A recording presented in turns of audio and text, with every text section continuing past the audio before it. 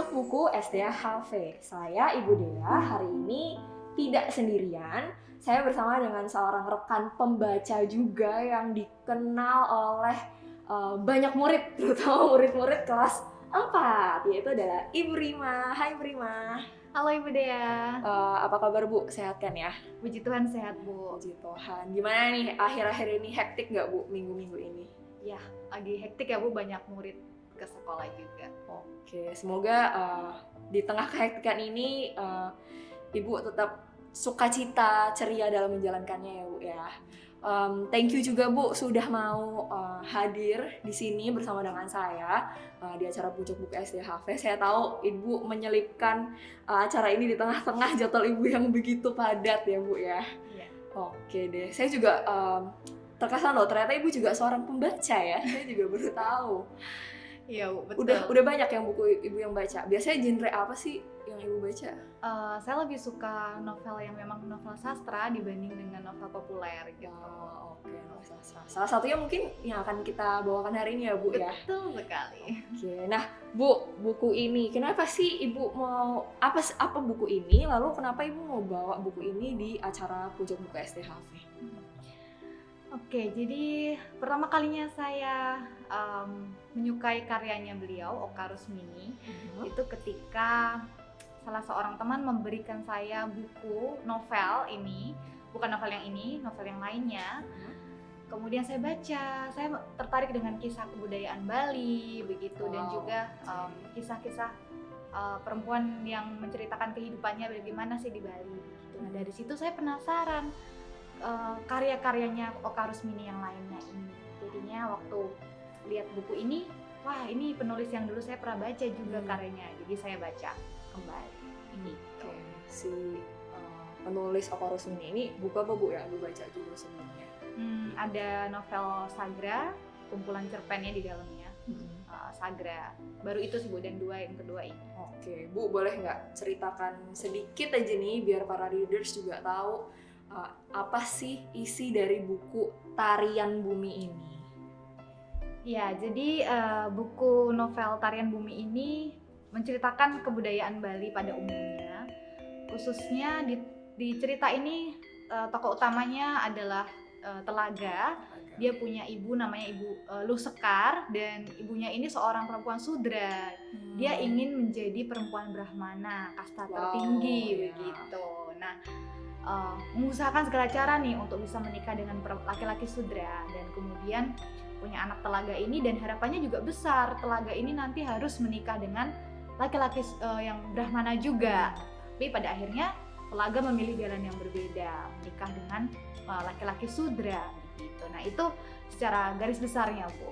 Wow, berarti memang kental ya dengan budaya Bali ya, tentang Brahmana, tentang sudra. Itu saya jujur nggak terlalu banyak tahu Bu tentang itu karena memang saya bukan dari Bali ya, tapi saya sering dengar sih tentang kasta tersebut, bagaimana ada kasta tertinggi Brahmana, terus sudra juga di bawahnya berarti ya. Paling bawah bahkan ya. Oke. Nah, apakah buku Oka Rusmini yang Ibu sudah baca sebelumnya juga membahas tentang budaya Bali seperti itu Bu? Iya betul, sama. Jadi yang Sagra itu ternyata masih berkaitan dengan novel ini gitu. Sagra itu ternyata adalah nenek dari suaminya Luh Sekar nantinya.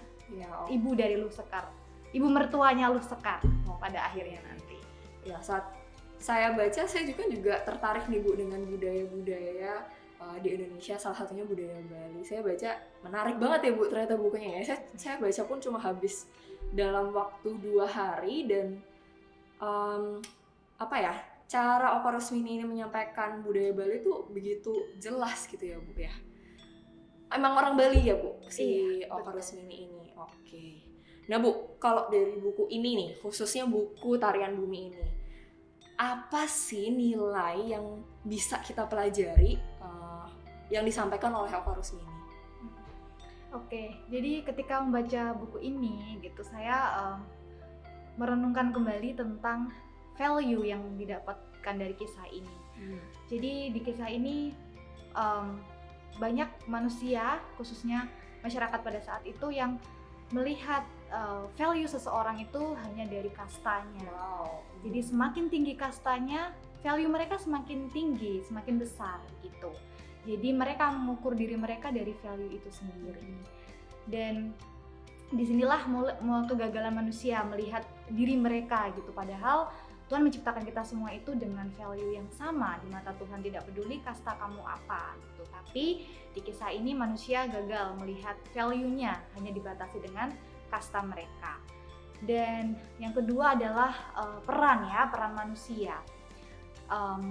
Mereka gagal untuk melihat bahwa pria dan wanita sudah diciptakan sesuai role-nya masing-masing, di mana ya pria sebagai pemimpin yang mengasihi istrinya, kemudian perempuan harus submit kepada laki-laki sebagai suaminya begitu. Nah, ada kegagalan dalam menjalankan perannya sebagai pria, sebagai seorang suami khususnya di kisah ini. Wow, berarti ada seakan-akan ditunjukkan nilai diri yang rusak ya Bu ya. Jadi nilai dirinya itu seakan-akan ketika kamu memang memiliki kasta lebih tinggi, ya nilai dirimu itu jauh lebih rendah daripada orang tersebut gitu ya. Tapi mungkin bukan kesalahan daripada budaya mereka, tapi memang sudah dari dosa dari dalam manusia itu sendiri berarti ya Bu ya, memandang citra diri gitu. Misalnya kamu lahir di golongan sudra berarti kamu paling buruk gitu misalnya. Wah, itu cukup mengerikan ya Bu ya yang diceritakan di novel ini. Lalu yang kedua tadi apa Bu? Peran ya. Peran. Wah, bener nih Bu. Ibu menarik nih membawa tentang peran laki-laki dan perempuan gitu ya. Meskipun kita sama-sama berharga dengan Tuhan, tapi benar kita punya tugas yang berbeda-beda ya Bu ya, sebagai laki-laki seperti apa, sebagai perempuan seperti apa, tapi tidak mengurangi tidak mengurangi nilai diri tadi. Betul. Wow, menarik ya Bu, antara berbeda tapi juga sama-sama berharga gitu. Keren. Nah, di sini kan mungkin si Okorismin ini kental sekali dengan membahas akan bagaimana wanita pun juga berharga gitu ya Bu di sini. Dan kalau Ibu sendiri sebagai seorang wanita juga nih, apa sih yang Ibu pelajari atau apa sih yang Ibu dapatkan dari novel ini, terutama dari Tarian Bumi? Apakah itu mengubah pandangan Ibu, mengubah perspektif Ibu tentang perempuan, atau justru malah makin bikin bingung? Gimana sih kalau dari Ibu sendiri? Oke Bu, jadi setelah saya baca buku ini, memang buku ini tidak memberikan jawaban atau konklusi seperti kamu harus menganut ini, dari buku ini saya memberikan doktrin seperti ini, bukan. Tetapi buku ini memang tidak memberikan jawaban, dikembalikan kepada kita sebagai pembaca untuk menentukan pilihan mana yang kamu pelajari dari buku ini. Jadi saya pribadi memang terus terang belum mendapatkan jawaban apa yang bisa saya pilih, tetapi saya ter-challenge untuk memikirkan mengenai role saya sendiri dan value saya sendiri begitu dalam khususnya kehidupan ini ya. Bagaimana ketika laki-laki nanti gagal menjalankan perannya tuh sebagai seorang pemimpin begitu. Apakah kita sebagai perempuan yang tugasnya submit kepada laki-laki, kita mesti tetap harus melakukan itu walaupun laki-lakinya gagal menjalankan perannya begitu.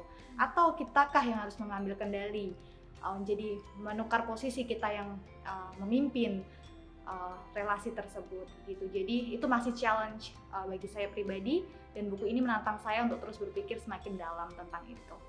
Wow, oke. Itu mungkin dari sudut pandang perempuan ya Bu. Tapi boleh nggak sih Bu kalau laki-laki baca buku ini juga? Menurut saya sangat boleh.